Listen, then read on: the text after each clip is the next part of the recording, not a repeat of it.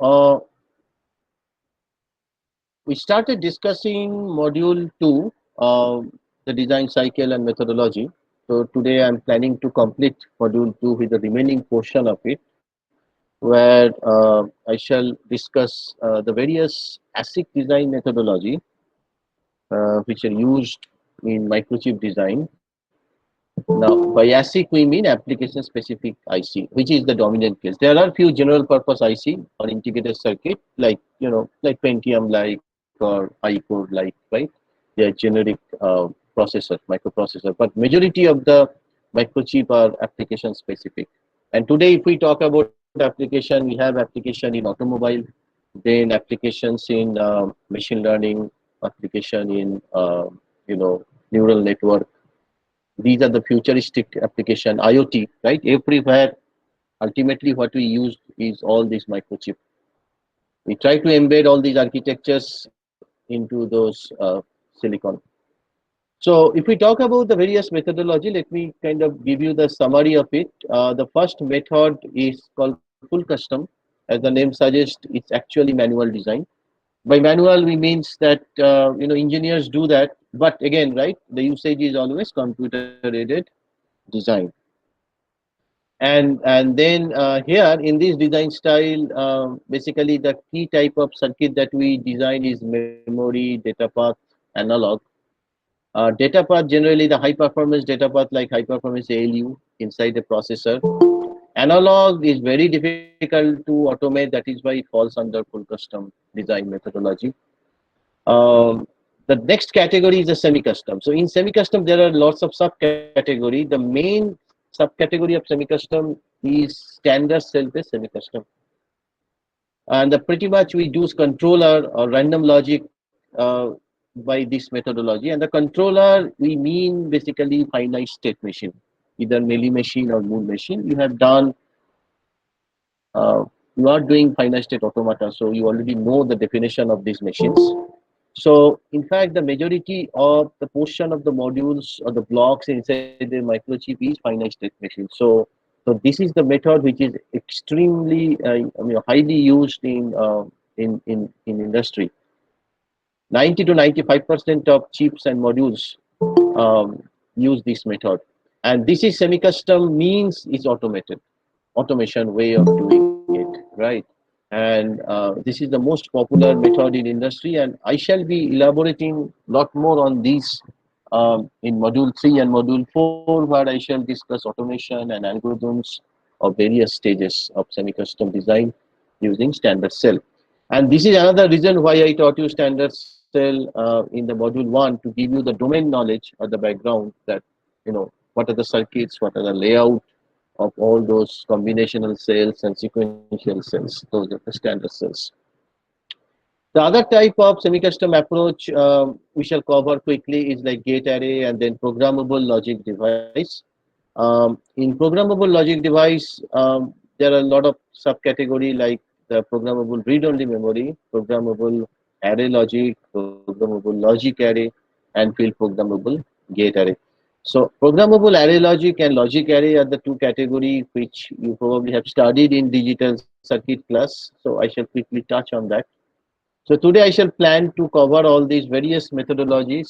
And as I told you in module 3 and 4, I shall elaborate more on the standard cell-based semi-custom approach, which is extremely popular in industry and which needs a lot of algorithms, automations, and optimization.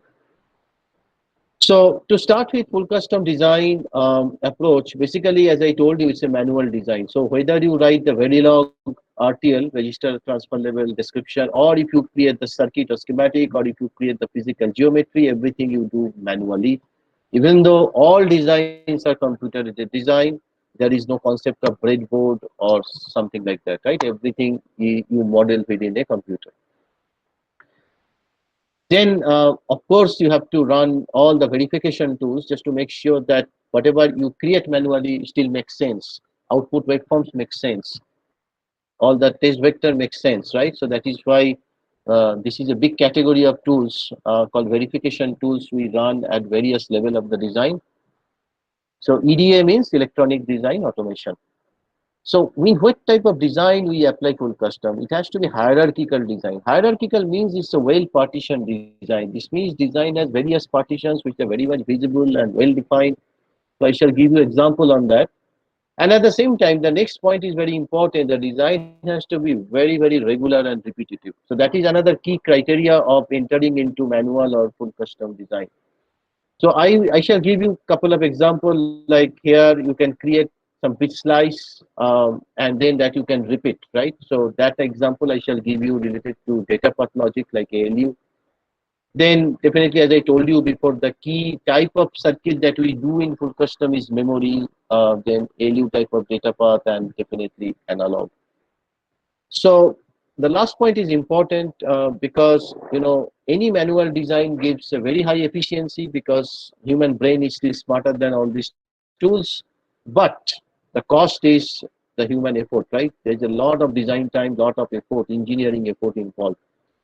So if you want to make a product, much quicker to market, then full custom design is not that suitable for that type of schedule to put the product in market as soon as possible. But if you want to get a lot of design efficiency out of it, for example, the most optimized power, performance, and area, then full custom design is way to go. So now, just to give you a quick example, this is a physical layout picture of a full custom design. You can see the zoomed in picture, which is basically one slice of a 32-bit carry look ahead adder. And that slice you can see is repeated, let's say 32 times. Right? Same thing is repeated vertically. So the idea is that you make all your manual effort to create that one slice and then you simply repeat. So this is one such example of full custom design where you can optimize one slice and just repeat. It is only possible if all the 32 slices behave in the same way. But if those 32 slices behave in a completely different way in a data path, then definitely you cannot go and create each and every slice manually, right? In that case, you have to take the semi-custom approach. So this is some of the design criteria, whether to go for full custom versus semi-custom. This is another example of a embedded memory inside the microchip, right? Now, the memory structure is very, very organized, regular, repetitive, and well partitioned. For example, in any memory module, you have a big array which contains all the memory bit cell. They are added like in X and Y, you kind of matrix. And then there is a decoder, there is all the input output logic and everything, right? They are also very well structured. For example, you can create one decoder slice per row, which can be repeated multiple times. Similarly, you can have one IO slice, which can be repeated depending on number of bits. So the idea is that you create some basic cells and keep on repeating, and those basic cells you focus to optimize, and then you simply reuse it. So that is the key philosophy of doing full custom design because it is very well repetitive, regular structure with excellent partitioning. So now we shall tell the other method, which is called the semi-custom approach. And semi-custom design methodology, the key focus is the standard cell base. So that is, let me tell you the highlights, what this methodology is all about. To implement this methodology, first of all, you need your standard cell library. And you need to understand all the collaterals of those library that is needed. And I have already taught you the basic circuits and the layout of those library cells, like combinational cells, sequential cells. The next point is the most important, right? The definition. Semi-custom design is all about automation. So you create the design. That is why it is called synthesis by tools. So synthesis means creation of the design by tools. It is EDM is electronic design automation. No manual design at all. And it has basically three parts in the whole flow. First is high level synthesis, then logic level synthesis, and the third is physical design automation, which is also in short called place and route in industry. So the idea is that in module 3 and module 4, I shall cover all this synthesis in lot more details. Because this is the methodology, semi-custom design by standard cell is the most popular method in industry. And here you can see most of the things are done by the automation and the algorithms. So that's what I shall focus mostly on module 3 and 4. Some of the other criteria about this style of design is that if the design is flat, non-hierarchical, this means there is not well partition. No partition is possible. And at the same time, the logic is very random. And normally what happens, all these finite state machines are of this type. When you implement the state machine in terms of circuit, you will see lot of randomness. And those state machines are not like a simple vanilla type.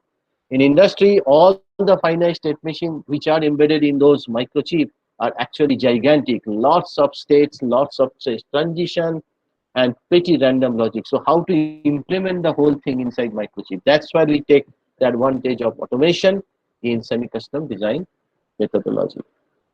And so apart from finite state machines, so DSP means digital signal processor. It's pretty much same thing we are talking about. The dominant circuit is milli machine or Moore machine.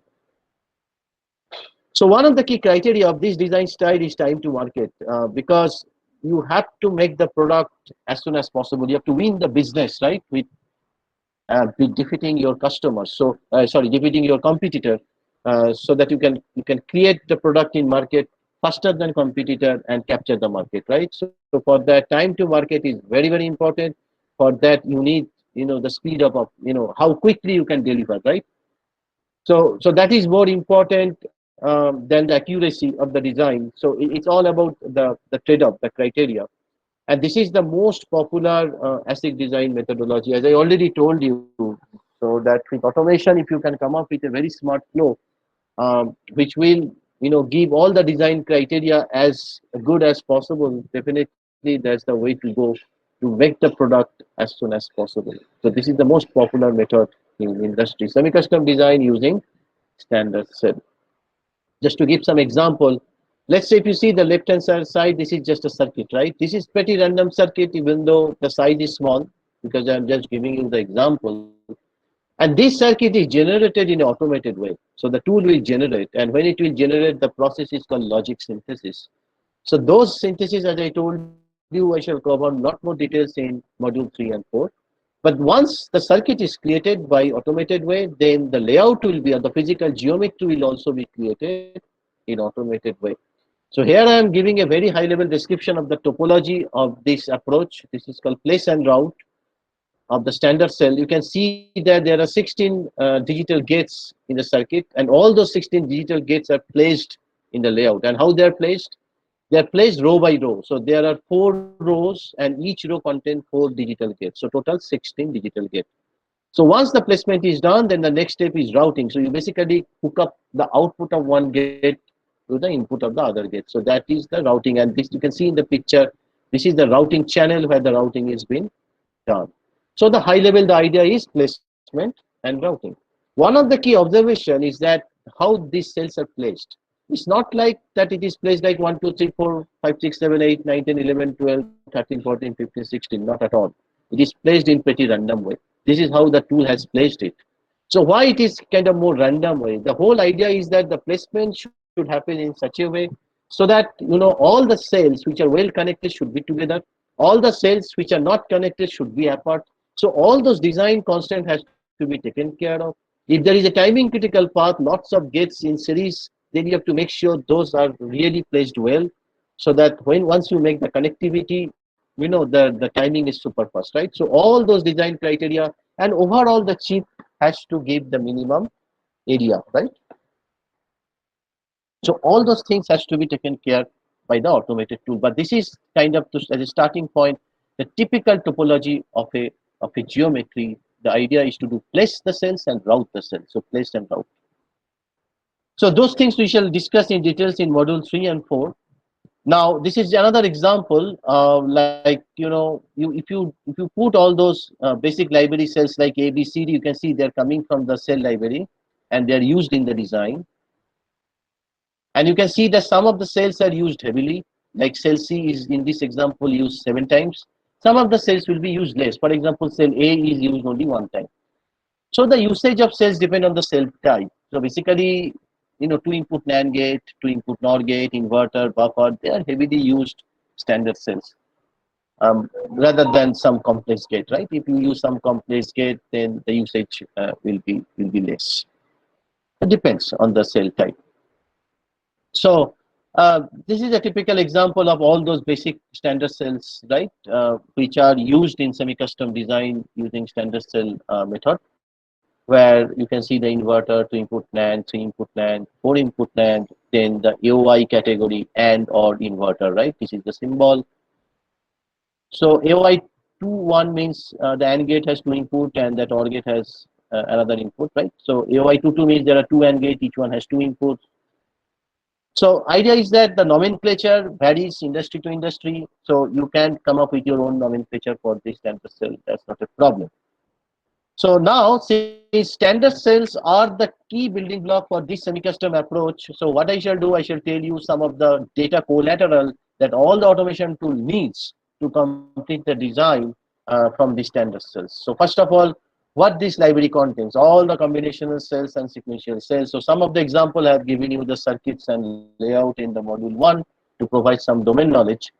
So now the thing is that each cell, the standard cell needs to have certain collateral which needs to be created so that all the automation tool can use it at various stages of the design. So what are those collateral? Functional information. So you need to know the Verilog of all these digital gates. We shall cover that as a part of lab. Then you need to create the schematic, symbols, all those netlist structure. So we shall do the lab on that, right? How to create the circuit. And then you need to provide certain timing information like delay, rise time, fall time. I have already defined those in theory class. We shall be doing experiments in the lab. Also, for a sequential, the additional information you need to provide is the setup time and the hold time for latches and flops. Okay. Again, there will be layout. I have already showed you how a typical physical layout looks like for all these standard cells. The height is fixed and the width can be variable. If time permits, we shall cover some of the layout structure in the lab. And finally, the power characteristics of all these basic gates, because today's power is so important, right? Every design is a low power design. Otherwise, you cannot sell it to market. So these are the collaterals needed from those basic gates, and many of those experiments we shall do in the lab. So now what I shall do, I shall quickly cover some of the other methodologies which have been used in industry. For example, gate array design. It is not that popular today, but it used to be very popular a couple of decades ago. The idea of the gate array design, this is another type of semi-custom design, is basically is the same thing the way I have been telling you, like the place and route of those standard cell. But in this case, the first difference is you have only one standard cell, which is 2-input NAND gate, for example. Same cell is repeated. You cannot use various flavors of standard cell. So this is one of the key limitation of gate array design, and that is why today people are reluctant to use it. The second difference is that I was talking about place and route. The placement is fixed. This means you place those cells and then manufacture. The routing solution, the customer only do during the programming. So routing solution is implemented during the programming by the customer. So that is done by programming is done by Metal and here. These are the two key difference between the standard cell based semi-custom design versus gate array based semi-custom design. So let me show you some examples of gate array design. In gate array design, what is done, you can see that exactly the cells are placed row by row. There is a horizontal channel you can see, right, where the routing is done. Now these cells are all identical, same cell, like 2-input NAND gate. So in semi-custom approach, all the cells can be different in flavor, but here, um, unlike the standard cell approach, here in gate array, all are identical cell. So this is an example of row-based gate array where you can see there is a horizontal channel in between. There is another flavor of gate array like called island style gate array. And in island style, not only there is a horizontal channel, there is also vertical channel. So all these cells are like island in a sea. That's how they look like. The third version of gate array, which is the most popular one, is called sea of gates or channel-less gate array. The idea is that there is no channel. All the cells are kind of abated horizontally and vertically, give the most compact array. So this is the advantage. The area is minimum, but then the question will come, if there is no channel, how we shall enable the routing? The solution is something like that. Today we have multiple layer of metallization like metal 1, 2, 3, 4. So metal 1 can be used to complete internal routing within each cell, whereas the upper metal like metal 2, 3 or 4 can be used for all those horizontal routing and vertical routing over the cell. So there is no conflict. And final picture on this gate array is something like the circuit picture, where you can see the exact same two input NAND gate is repeated everywhere. They are not like different cells, it's the same cell. And you can see in the bottom picture to realize the function like F1 where input is x1, x2, x3, how the routing solution come up with programming. And you can see that the routing is kind of complicated. One thing to remember is that whatever circuit or architecture we are talking about, everything is being implemented only using two input NAND gate, right? So which is not efficient, but it is doable. It is doable because NAND is a universal logic. So being universal logic, any type of function you can implement by two input NAND gate, but you can understand, right? This is not going to give you a most optimized design. That is why today application of gate array is very limited. The final group will be in discussion is the programmable logic device. They are also called like the reconfigurable hardware. It's like a generic architecture that is provided at the time of manufacturing, and then customer take it and tune up based on their own requirements. That is the whole idea of using programmable microchip. Just to give some example, let's say PLA. You have studied PLA in digital class. The idea is that you have the input x1 to xn. First of all, you create your the complement part, right? X1 bar dot xn bar, and these true and complement inputs enter into the programmable AND plane, which creates all the product term, and those product term like p1 pk enters into the OR plane, which is again programmable, and finally you get all the functions that you need like f1 fm. So both AND plane and OR plane are programmable. That is the key definition of PLA. And this is like the symbolic picture of the PLA circuit. For example, you have the input x1, x2, x3. We create the bar version with inverters. So in this example, all six inputs are entering into the AND plane. You can see that each row of the AND plane creates a product. For example, P1 will be x1, x2. The idea is that wherever the cross is given, the corresponding input will be applied as an input to the AND gate. This is not the actual circuit. This is more like the symbolic circuit to explain the logic. So for example, P2 will be x1, x3 bar. So wherever there is a cross programmed, only that input will go to the AND. P3 will be x1 bar, x2 bar, and x3, and P4 will be x1 and x3. So these are the product terms. So then once the product terms are there, they will enter into the OR plane, which you can program to give the final function. For example, F1 will be P1 plus P2 plus P3. F2 will be P1 plus P3 plus P4. So if I give you a Boolean expression, let's say AB plus BC plus CA plus something else, and if you have to implement using PLA, you have to draw this symbolic type of circuit. You have to put the cross in appropriate inputs so that the actual function is realized. So if you give the answer in this way, I shall give you full marks. The similar thing is PAL, programmable array logic. The only difference is that AND plane is programmable, but OR plane is not. That way, PAL has less flexibility of programming. So just to give you the example of PAL, like here the P1, P2, P3, P4, all the product terms are programmable, but F1, F2, see the ORing is kind of the fixed logic already. So that is like a less flexibility. Both are used in industry, depends on what type of flavor customer wants.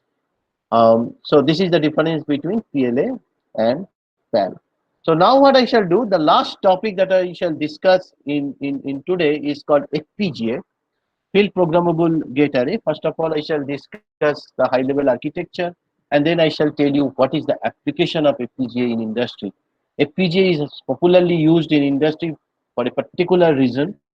I shall tell you what is that about. And the most famous companies who actually manufacture FPGA is Xilinx and Altera.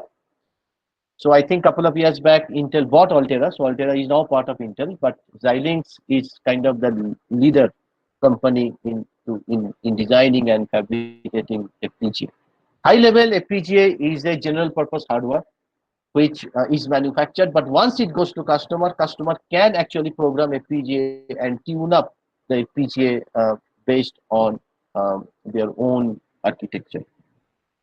So FPGA has three key components called the logic block, controllable logic block, which is programmable, routing block, which is again programmable. All the WARs can be routed, programmed, and the IO block. IO block is the only block which is non-programmable.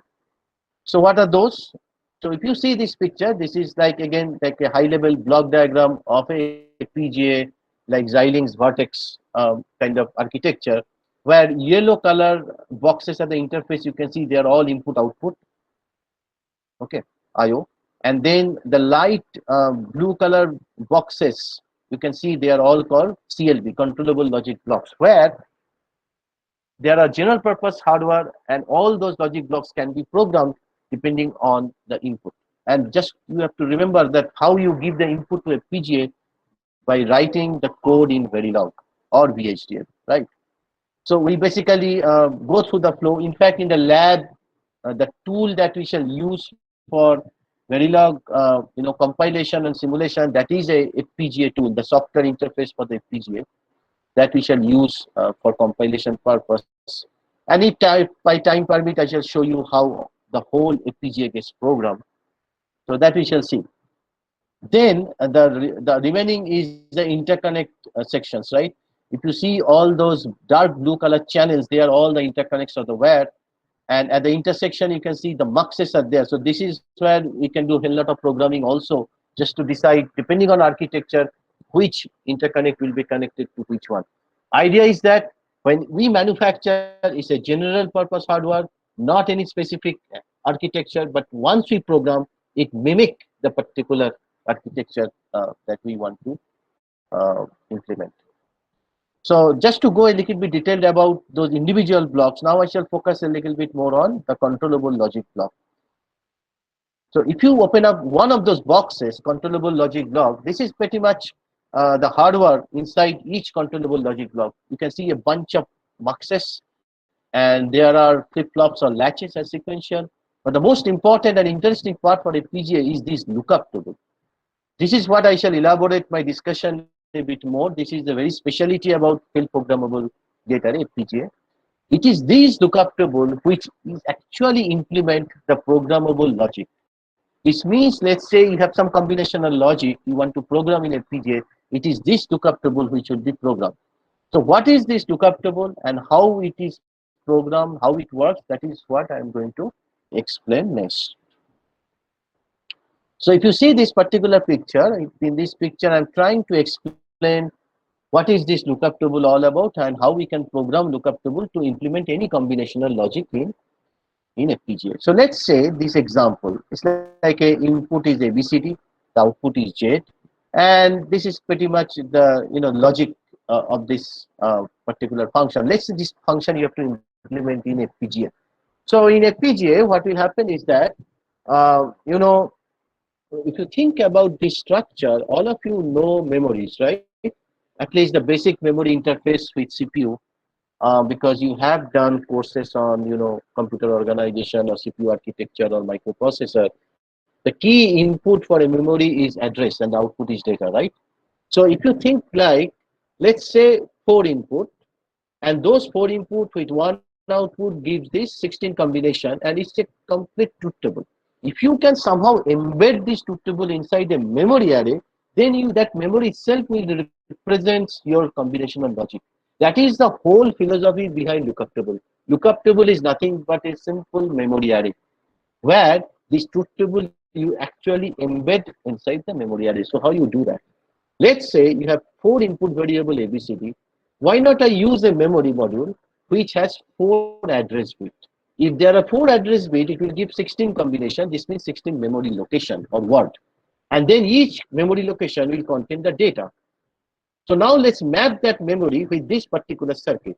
So if the 4 address bits are A0, A1, A2, A3, let them represent ABCD, then 16 combination we shall get, which means 16 memory location. And for each memory location, we shall store the data 0 or 1 depending on the truth table. The moment we store the data depending on table, then the whole truth table is kind of embedded inside the memory. Then what will happen? Whatever combination of data we shall send for ABCD, the corresponding memory location will be accessed and the corresponding data will be read out. This is the whole philosophy behind lookup table. Now, so effectively what we are saying, any combinational logic, simple or complex, we have to implement FPGA. We shall simply embed that truth table inside a memory array. That is our lookup table. Now, as you know that there are two types of memory available high level. One is volatile, one is non-volatile. Volatile means as long as power supply is there, it can store the data. The moment power will go away, the memory is off. It will lose all the data. But if it is non-volatile memory, if you program a non-volatile memory, then it will contain the data whether there is power or not. This means even if there is no power, it will still contain the data. This means whatever you program inside a non-volatile memory, it will always remain there. So accordingly, there are two flavors of FPGA microchip possible. One is based on volatile memory, one is based on non-volatile memory. If you want the architecture to remain, whether power is there or not, it will be non-volatile. If you think that, okay, as long as power is there, architecture works, then it should be a volatile memory. For non-volatile memory, we typically use electrically erasable, programmable read-only memory, those kind of bit cell. For volatile memory, we use a SRAM type of bit cell. So I shall show you a couple of examples on that. So let me come back to the main concept of lookup table. It is nothing but, as I told you, right, it's simply memory array. And the actual input for the combinational gates will be used as the address of the memory. And the output for the combinational gates will be kind of the data that you read out from the memory. Any memory can represent any combinational gate. That is kind of the concept which is used to program FPGA. I shall give you a very simple example of a two input lookup table. It's like a two address input memory. So if two address means four memory location. If you see this particular circuit, let's say I want to implement x1, x2, f1, where f1 is basically representing two input XNOR gate. When x1, x2 are equal, output is 1. When they are non-equal, output is 0. So it's a typical XNOR gate example. So let's say this is your lookup table circuit where we have used two input mux, level 1 and level 2. In level 1 muxes, we are using select line as x2 and level 2 mux select line is x1. So if you see this structure, for every combination of x1 and x2, we are actually selecting one of those memory bit cell. Let's say when x1, x2 both are 0, we are selecting the top memory bit cell. When both of them are 1, we are selecting the bottommost memory bit cell. This is totally based on the principle of two input mux. So if you kind of go through it, you will be easily able to understand. For example, if I give x2 0, then what will happen? For both mux, the upper line will be selected. And then if I give x1 0, then for this next level of mux, upper one will be selected. So ultimately, when both mux are in operation, you will only select the top bit cell. This is how it will work. So now you know, depending on x1, x2 combination, which bit cells are selected, and then why not you program the bit cell accordingly. You fill up the bit cell like 1001, and now depending on the x1, x2 combination, the appropriate bit cell will be read out as f1, which will mimic or represents two input XNOR gate. This is the whole philosophy of using lookup table. Ultimately, you program those memory bit cells. As I told you, right? If you use volatile memory, you will use SRAM. If you use non-volatile memory, you will use E square PROM, electrically erasable programmable read-only memory. So that is the whole philosophy behind lookup table. Now here is the example of electrically erasable programmable read-only memory, where this is the basic memory bit cell, which is nothing but a simple NMOS transistor. Only the difference in structure is that instead of using one gate, you have two gates. One is called control gate, which is your terminal, and other is called floating gate, which is kind of floating in between. And because of the presence of floating gate, you can program this particular bit cell as logic 1 and logic 0. How you do that, I shall not discuss because that is beyond your syllabus. What you just need to know that if you want to implement a non-volatile FPGA, then you use this kind of cell, this square from. And then if you want to use programmable, then it will be SRAM. Just to give an example of how SRAM can be used for programming, here I am showing the example of an interconnect programming. Let's say this horizontal wire is coming out from the logic cell and this vertical wire is coming out from another logic cell. Question is that whether they will be connected or not. If the architecture wants them to get connected, this is the method how we will connect. Always in physically, there will be a transistor connected between these two wires. One will be source, one will be drain. Now if the gate, if it is program 0, then these two wire will never be connected because the transistor is off. But if the gate is programmed 1, then these two wire will be connected. They will be shorted. And this means everything depends on how you program the gate. The gate bit, the control bit, can be stored in a SRAM. If you program it 0, these two interconnect are not connected. If you program the SRAM bit 1, transistor will be on and these two wires will be connected. This is how we do interconnect programming inside FPGA. So that's pretty much it, right? So I kind of covered how it is done in FPGA. Now I shall tell you what is the key benefit and the application of FPGA. The idea is that when, as you know, right, the microchip design and fabrication is a huge investment, lots of cost involved. So before you go through the whole design process of most optimized way, the idea is that you want to verify the architecture that you implement in microchip, whether architecture works or not. That is something you want to verify quickly before going into a lot of design investment and fabrication manufacturing investment, right? So in order to do that, what is generally done, the architecture that you want to implement, you write in Verilog or VHDL, predominantly Verilog. Then what you do, you give that Verilog input to FPGA and program it. It's very quick process. You can program, if the architecture is correct, you can program in, if it's a very big architecture, maybe in 30 minutes, 1 hour programming is done. Then what will happen, that FPGA chip will now represent your architecture. For example, the whole Pentium can be represented by FPGA once you program. The whole iCore can be represented. The whole Snapdragon can be represented inside FPGA. So once that FPGA is programmed, this means the new architecture is already embedded in FPGA. You put the FPGA in a system, motherboard, and do all the experiment, all the architectural experiments. So effectively what we are doing, instead of doing the whole design and manufacturing, we simply mimicking the architecture into that programmable hardware FPGA and testing it. So that is a super fast way of doing real-time testing. That is why FPGA is called hardware accelerator. You can do real-time system level checking of that architecture. Once you know that it really works, okay, it's a very low cost, right? You just need to program it, right? You are done. Now you know it's a foolproof architecture, golden architecture. That now you can use to go through your entire flow of the real design and manufacturing. So the real design, what is the difference then between this FPGA programmable design and real design? Logically, it's same. The difference is that the real product that you are going to make will be power optimized, will be frequency optimized, will be area optimized. That is what a real product needs. So in order to enable all those, you have to go through the whole design and manufacturing. Okay. So now I kind of told you what is the key application and advantage of using FPGA, basically to test the architecture up front before investing into design and manufacturing. So this is where FPGA is still heavily used in industry. So that's pretty much it. What I shall do from the next class, I shall start actually module 3, where I shall detailed on semi-custom design using standard cell, which I already told you the most popular methodology, and I shall cover all the flows and the algorithms and the automation method one by one. So that's all for today then. So Suparna is taking your attendance, so no problem there.